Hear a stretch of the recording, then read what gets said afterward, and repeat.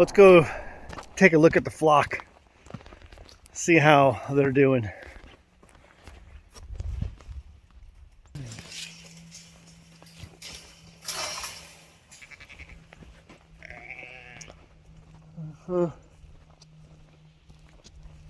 So the other day we put them out a new hay bale, and they're going through these hay bales really fast, but this really slowed down their efforts by putting it inside of a cattle panel.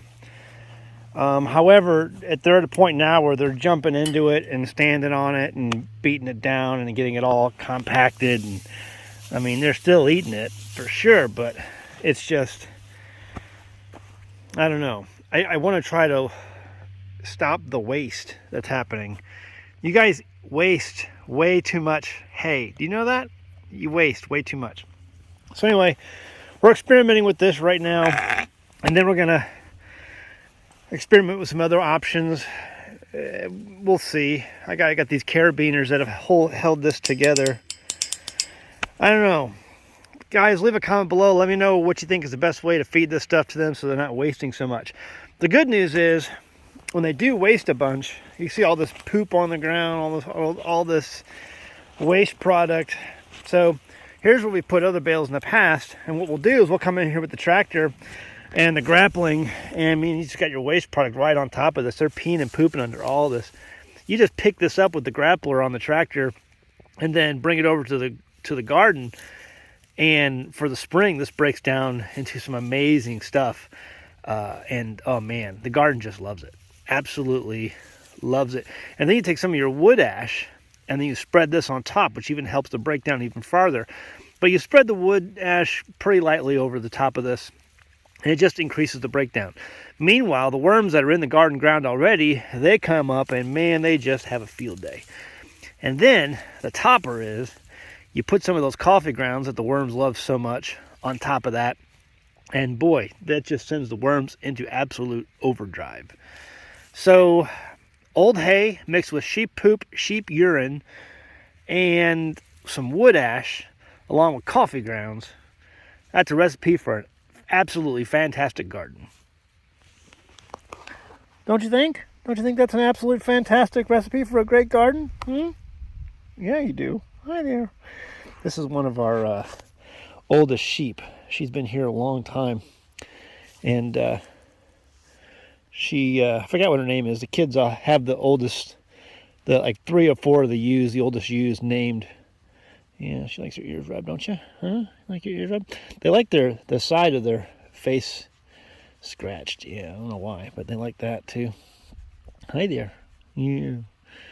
But some of the other sheep really don't like you touching them. But the oldest ewes, the ones we've had the longest, they don't mind. Yeah, they know we love you, don't you?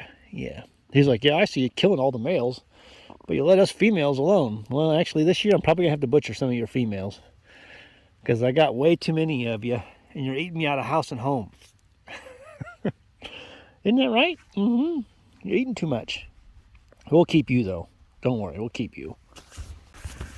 But you see how they're like in there? They're like all in there. They get inside there and they're beating it down. So I'm going to have to do something about that. That just is what it is.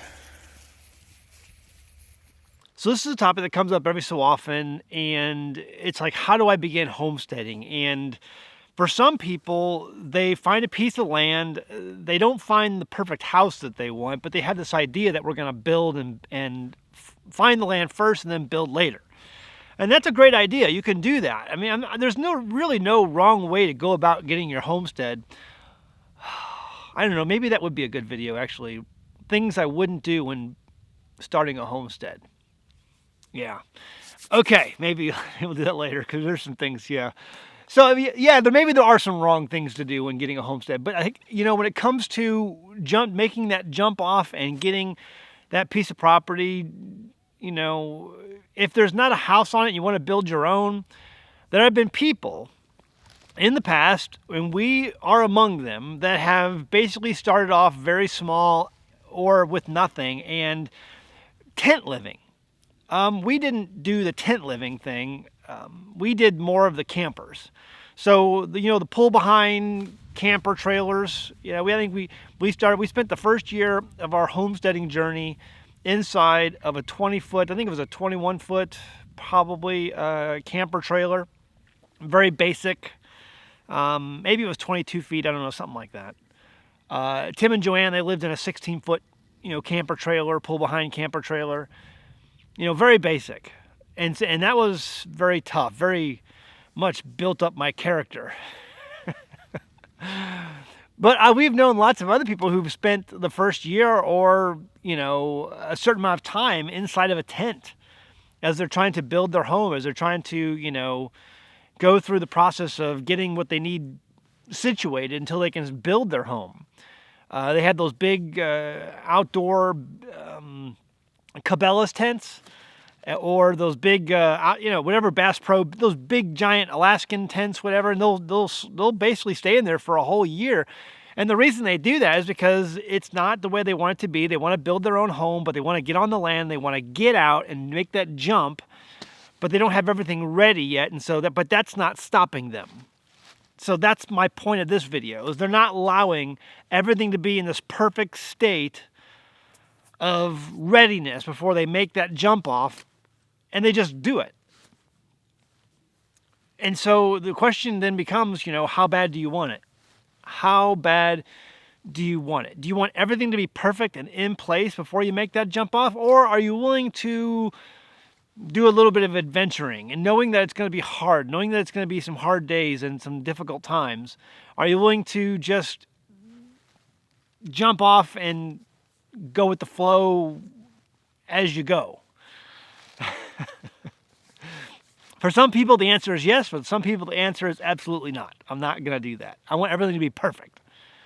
But the reality is, if the perfect thing comes up, or if the good thing comes up, don't pass it by. Just make that jump off. And I've seen families that do this and do very well. I've seen families that do this and do very poorly, and sometimes give up and just be like, you know what, we're out of here. We're going to sell this, and so much for this dream. We're going to go back to the city.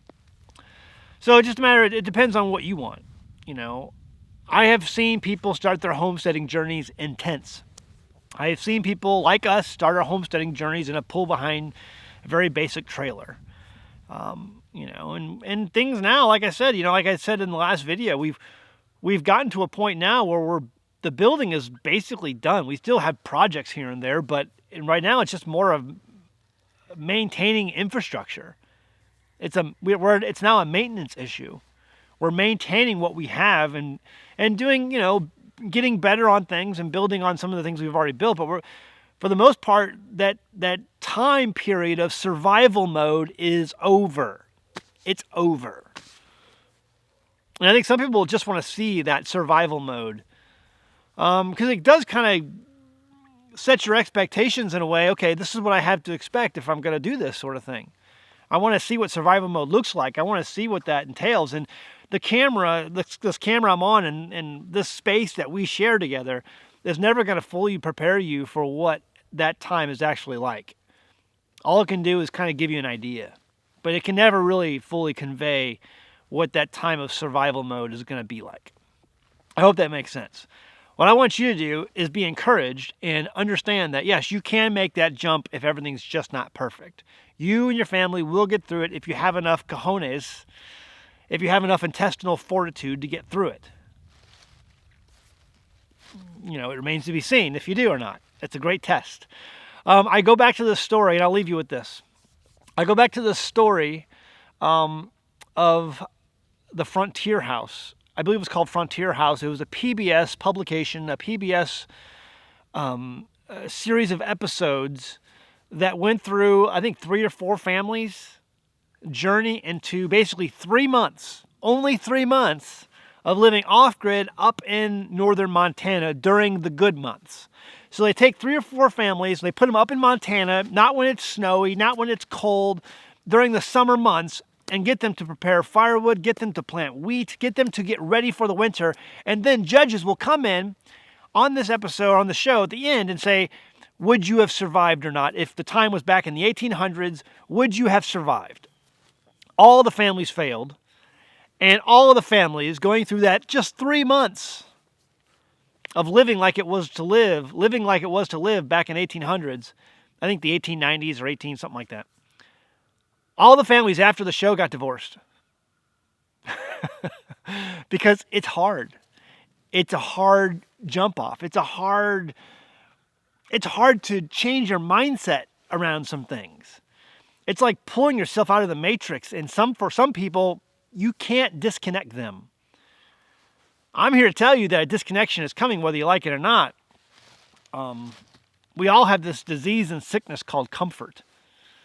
And we have known great comfort in this country for a long time. But tough times are coming. I think it's okay if you want to be able to just take that jump off, if everything's not perfect, but take that jump and see how you fare. You don't have to have everything perfect. You can live in a tent for 6 months to a year if you have to, with a large tent with a family, and be able to make it through while you're working on getting your homestead ready. It's an adventure, and it's going to try your patience. It's going to try your intestinal fortitude as a family, but I believe it can be done. I'm living proof of that. Others are proof of that. I have seen it, and I've seen it done many times. So, anyway, I just thought I'd make a video about that. Homesteading, starting your homestead in tents. People have done it. It can be done. All right, guys. Hey, thanks for joining us. Be sure to hit that subscribe button before you go. And I really appreciate you hit that like button also. And, check out our merchandise over at teespring.com. Our Stupid Should Hurt shirt, our bestseller. If there was a lot more hurt in this world, there'd be a lot less stupid. Fun fact. Absolutely fun fact. Also, check out our sponsor, Genesis Gold Group. There's hard times coming. If you have a 401k or an IRA or a large savings and you're watching it just evaporate away, with all this crazy inflation, or you're worried about a deflationary stock market collapse, there's one thing you can own in this world that will never be worth zero or worthless. You know what it is. All right, guys. See you next time in the homestead. Bye! This is Grandma. Grandma survived the Great Depression. She survived the Great Depression because her supply chain was local and she knew how to do stuff. Grandma was smart. Grandma told us to make do with what you got. She also said, don't put all your eggs in one basket. Homesteading is all about self-reliance and declaring ourselves to be independent from the system. We grow our own food, we raise our own animals, and doing these things helps safeguard our families from the unpredictable world that surrounds us. But what about banking? I love being my own power company, but what about being my own bank? Right now, our country is over $30 trillion in debt and rising. The Fed keeps printing money, and the Congress won't stop spending money. Staying attached to the modern banking system and their investment vehicles is like putting all of your eggs in one very, very fragile basket. On one side, you have the threat of inflation and your savings value floating away. And the other side is a possible deflationary stock market collapse, just like what happened in the 1930s. Genesis Gold Group is like a basket holding eggs, and these eggs are impossible to break. History shows us that all paper investments have and will return to their intrinsic value eventually. Zero. But gold, silver, and other precious metals have never, ever been worthless. In every collapse throughout history, people have turned back to precious metals to find monetary value. If you have a 401k, an IRA, or a savings account where you're literally watching the purchasing power inflate away, give Genesis Gold Group a call right now, today, this instant. They can develop a strategy for you in the days ahead. I can tell you how I raise sheep, I can tell you how I raise chickens, or the best way to grow tomatoes, or how to hook up a solar panel. But Genesis Gold Group is your best shot at safeguarding your hard-earned savings and investments during this increasingly turbulent time in history. The link and phone number is in the description below, or visit their website at genesisgoldgroup.com.